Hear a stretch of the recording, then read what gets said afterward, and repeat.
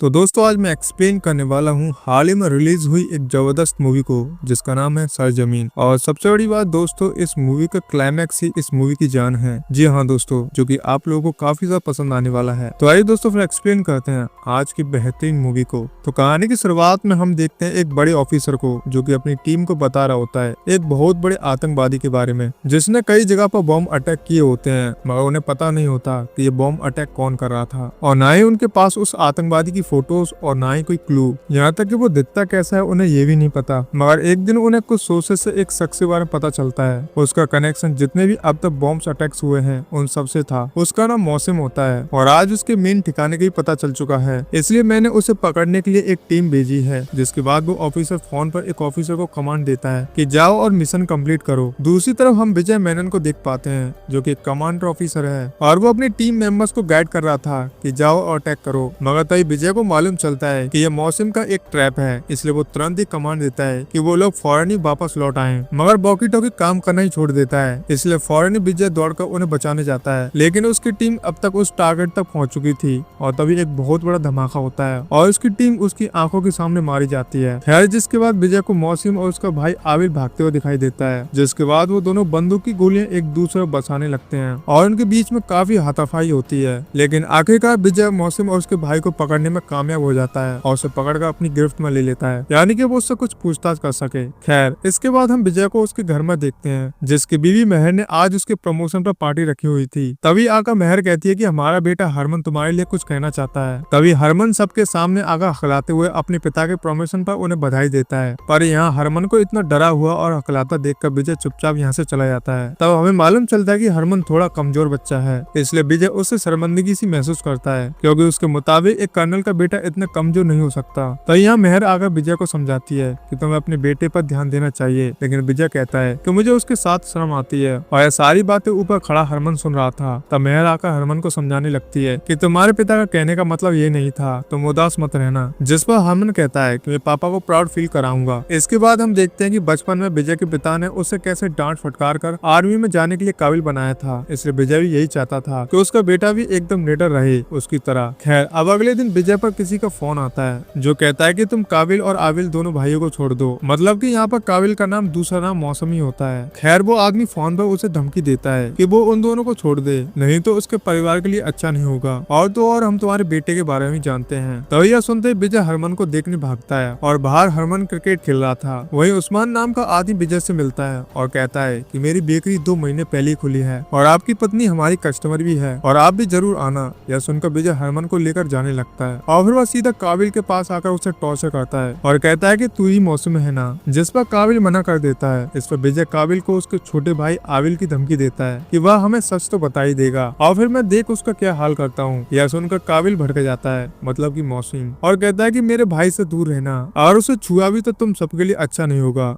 जो सुनकर हंसते हुए विजय चला जाता है। इधर हम मेहर और हरमन को एक शादी में जाते हुए देखते हैं जहाँ हरमन तो वही बेकरी वाले लड़के के साथ काम करवाने लगता है। इधर आविल को टॉर्चर करने पर उन्हें कोसरी बेकरी नाम का मालूम पड़ता है जो कि वही बेकरी है जो विजय के घर के पास खुली है। यह सुनते विजय तुरंत उस बेकरी की ओर निकल जाता है। वहीं इन लोगों ने हरमन को किडनैप कर लिया था और जब तक विजय वहां पहुंचता तब तक हरमन को यह लोग ले जा चुके थे। हालांकि विजय एक बेकरी की गाड़ी को उड़ा देता है पर उसमें उन्हें कुछ भी नहीं मिलता। जिसके बाद मेहर को जब यह बात पता चलती है तो अब विजय पर खूब भड़कती है कि तुम हमारे बच्चे को बचा नहीं पाए। साथ ही इनकी बातों से हमें मालूम चलता है कि विजय को ऑफर मिला है कि यह काबिल और उसके भाई को जाने दें, बदले में इन्हें हरमन मिल जाएगा। लेकिन विजय देश के दुश्मन को छोड़ नहीं सकता था, इसलिए मेहर विजय को थप्पड़ मार देती है और वह विजय से कहती है कि मुझे मेरा बेटा चाहिए। जिसके बाद रात को विजय पर दोबारा से फोन आता है कि हमारी बात मान लीजिए। लेकिन विजय कहता है कि मैं अपने देश के लिए अपने बेटे को भी कुर्बान कर दूंगा। लेकिन जब वह मेहर को देखता है तो कुछ सोच कर वह काबिल और आविल को रिहा करने के लिए मान जाता है ताकि उसे हरमन मिल जाए। फिर यह दोनों भाइयों को एक जगह लाकर जाने देता है और सामने से हरमन को वह आतंकवादी छोड़ देते हैं। पर विजय का मन नहीं मानता। यह दोनों भाई फिर से देश पर हमला कर देंगे, इसलिए वह तुरंत उन पर हमला कर देता है जिससे आविल की तो वहीं पर मौत हो जाती है और काबिल किसी तरह से बच गया था। वहीं इन लोगों ने विजय के सामने ही हरमन को गोली मार दी थी जो देखकर विजय के होश उड़ जाते हैं। इधर मेहर भी सच जानकर पूरी तरह से टूट जाती है। फिर हमें 8 साल बाद का सीन दिखाया जाता है जहाँ आज एक इंसान सीधा विजय के जूनियर इकबाल को मैसेज में एक लोकेशन भेजता है। तब यह देखकर इकबाल अपने कुछ साथियों को मिशन पर भेज देता है और वहाँ आतंकवादी ने लोगों को कैद करके रखा था,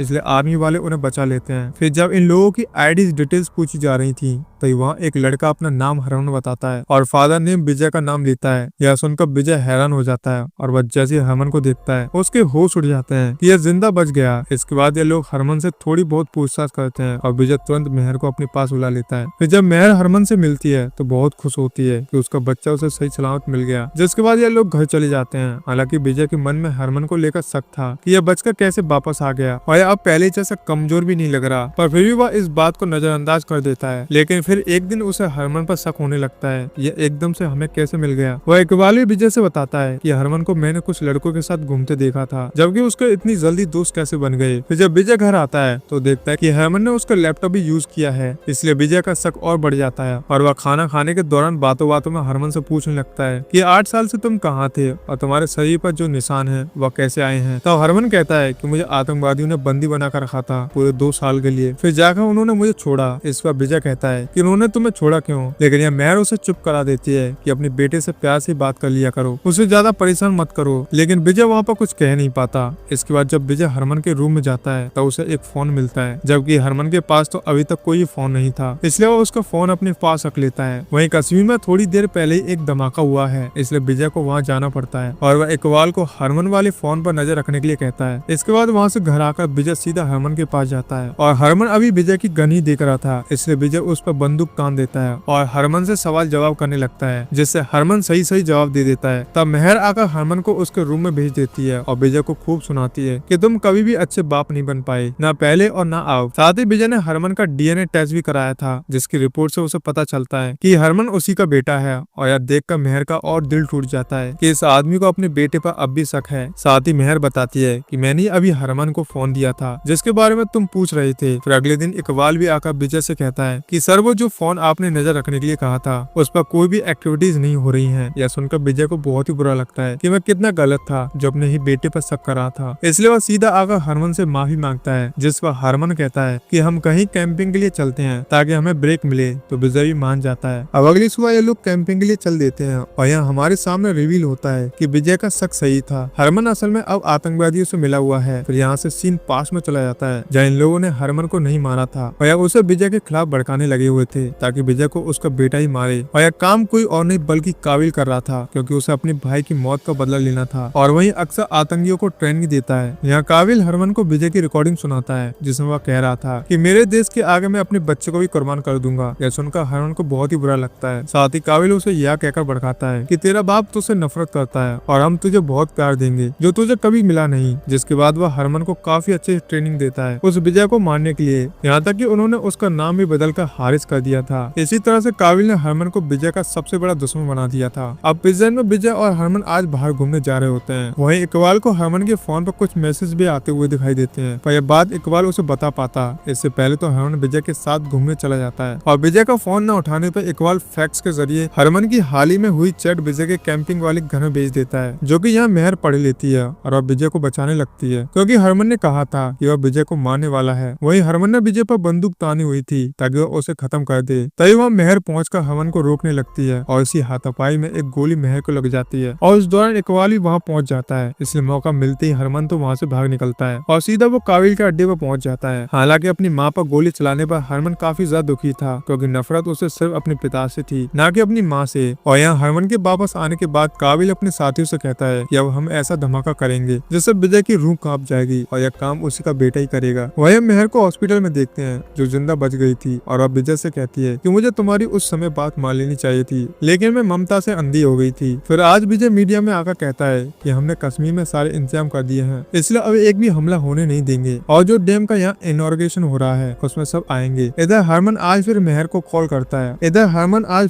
कॉल करता है और मेहर की आवाज सुनते ही वो फोन कट कर देता है। यहाँ उसे तसल्ली हो गई थी कि उसकी माँ जिंदा है। वही मेहर भी समझ जाती है कि यह फोन हरमन ने किया था। यह इकबाल को एक मैसेज के जरिए पता चलता है कि आज इनके जनरल पर अटैक होने वाला है। तब सही समय पर जाकर विजय अटैक करने वाले आतंकियों को मारने लगता है और इसमें काबिल के साथ हरमन भी शामिल था। यह किसी तरह काबिल हरमन और अपनी खास लड़की को वहाँ से भगा देता है और खुद जनरल को मारने के लिए आगे बढ़ता है, लेकिन विजय किसी तरह काबिल को इस बार भी पकड़ लेता है। फिर पूछताछ करने पर काबिल कहता है कि तेरा बेटा इस बार एक बड़ा धमाका करने वाला है जो कोई बर्दाश्त नहीं कर पाएगा। यह सुनकर विजय गुस्से में चला जाता है। वहाँ हरमन को काबिल के लोग मार रहे थे कि तेरे कारण काबिल पकड़ा गया, लेकिन हरमन उल्टा उन सबको मारता है और कहता है कि काबिल का काम अब मैं पूरा करूंगा। इधर विजय उदास बैठा होता है, यह सोचकर कि काबिल ने उसके बेटे को आतंकी बना दिया। तब वहाँ मेहर आकर समझाती है कि हरमन को भले ही बहकाया गया हो, लेकिन वह तुम्हारे जैसा बनना चाहता है और तुम ही हो जो अपने बेटे को वापस ला सकते हो, इसलिए तुम अपनी जी जान लगा देना। यह सुनकर विजय रोने लगता है और कल उसे डैम की सेफ्टी के लिए जाना है क्योंकि वहाँ हमला हो सकता है। अब अगले दिन डैम के इनॉग्रेशन का दिन था जहाँ सारी तैयारी चल रही थी। वहीं इकबाल पर एक और मैसेज आता है जिसमें काबिल की लोकेशन बताई गई थी और लिखा था कि डैम पर होने वाले हमले का प्लान भी वहीं बनेगा। तो इकबाल अपनी टीम के साथ जाकर वहाँ के आतंकियों को मारता है और वहाँ उसे कई सारे सबूत मिलते हैं। तो उसे एक फोटो भी मिलती है जिसमें काबिल के साथ मौसिम था। मतलब कि यहाँ पर काबिल सच कह रहा था